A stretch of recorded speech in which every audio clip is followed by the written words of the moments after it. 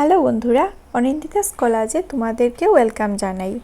আজকে আমি যে রেসিপিটি তোমাদের সাথে শেয়ার করব তা খেতে খুব স্বাদ হয় আর ঘরে যা থাকে তা দিয়েই হয়ে যায়।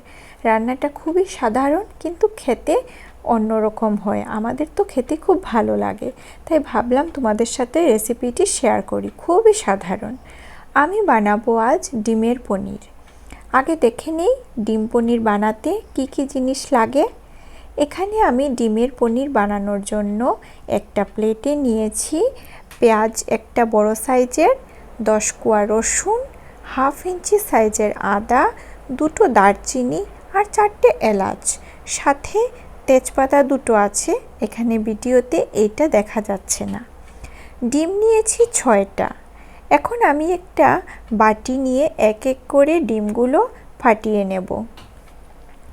তারপর ডিমের মধ্যে স্বাদ অনুযায়ী নুন হলুদ দিয়ে মিক্স করে নিচ্ছি। এখন একটা টিফিন বক্স নিলাম, তার মধ্যে একটু সরষের তেল দিয়ে ভালোভাবে লাগিয়ে নেব, না হলে ডিমটা শক্ত হয়ে লেগে যাবে, সুন্দরভাবে পড়ে বেরোবে না। আমরা সরষের তেল খাই, তাই আমি সরষের তেল দিয়েছি। আপনারা যে তেল খান এই তেল দিয়েই আপনারা করতে পারেন।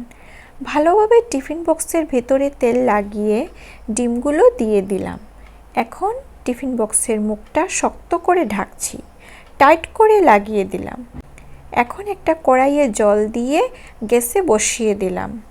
বসিয়ে টিফিন বক্সটা কড়াইয়ের জলের মধ্যে রেখে গ্যাস কমিয়ে রেখে দেব।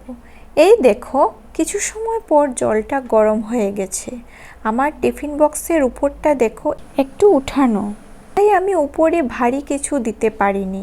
সেজন্য আমার কাপড় দিয়ে ধরে ধরে বক্সকে কড়াইয়ের মধ্যে বারবার আনতে হয়েছে, কারণ কড়াইয়ের পুরো সমান জায়গায় যদি টিফিন বক্সটা না থাকে ডিমের শেপটা নষ্ট হয়ে যাবে। তোমাদের যদি টিফিন বক্সের উপর দিকটা সমান থাকে একটা ভারী কিছু দিয়ে দিও, তাহলে আর জলের ধাক্কায় টিফিন বক্সটা জায়গা থেকে নড়বে না। ডিম সিদ্ধ হতে আমার আধ ঘন্টা লেগেছে।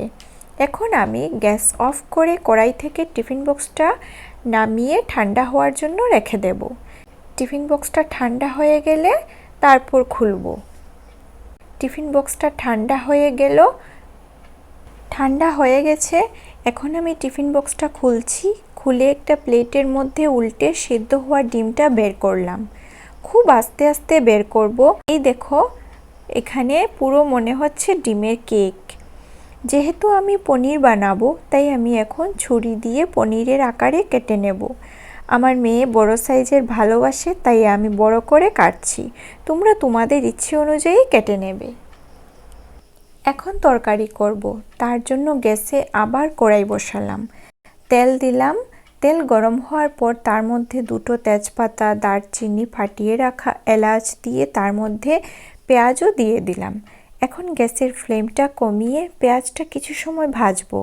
এখন আদা ও রসুন বাটাও একে একে দিয়ে দিলাম আর একটু নেড়েচেড়ে তার মধ্যে স্বাদ মতো নুন হলুদ ঝাল লঙ্কার গুঁড়ো জিরে গুঁড়ো দিয়ে সাথে একটু জল দিয়ে মশলাগুলোকে ভালোভাবে ভেজে নিলাম। মনে রাখবে এই ভাজাটা যত ভালো হবে তত রান্নাটাও ভালো হবে। একবার গ্যাস কমাবে, একবার বাড়িয়ে রান্না করবে। এই দেখো ভাজা ভাজা হয়ে গেছে। যখন মশলা থেকে এইরকম তেল বেরিয়ে আসবে তখন গ্যাসের ফ্লেমটা বাড়িয়ে জল দিয়ে দেবে। জল কম করে দেবে, শুধু পনিরগুলো যেন ভালোভাবে ডুবে যায়, কারণ ঝোল রাখবো না, মাখা মাখা করব। সব জল শুষিয়ে নেব। জল গরম হয়ে গেছে। এখন আমি কেটে রাখা পনিরগুলো দিয়ে দিচ্ছি। পনির দিয়ে দিলাম। পনির দিয়েই দেখুন কিছু সময় হয়ে গেছে। গ্যাসটা কমিয়ে রাখবো এখন, আর একটু সময় নাড়িয়ে চাড়িয়ে তারপর একটু গরম মশলা দেব। গরম মশলা দিয়ে ভালোভাবে নাড়িয়ে চাড়িয়ে রেখে দেব। এই দেখুন গরম মশলাটাও দিয়ে দিলাম। এখন আমাদের আমিষ পনির তরকারি হয়ে গেছে। এই দেখো বন্ধুরা, আমার আমিষ পনির তরকারি হয়ে গেছে। এখন আমি একটা প্লেটে সুন্দর করে সাজিয়ে রাখছি। আপনারাও আপনাদের ঘরের লোককে এইভাবে সাজিয়ে দেবেন, দেখবেন আপনাদের ঘরের লোকের খেতে খুব ভালো লাগবে। আর ভিডিওটি ভালো লাগলে অবশ্যই লাইক কমেন্ট করবেন। Thank you.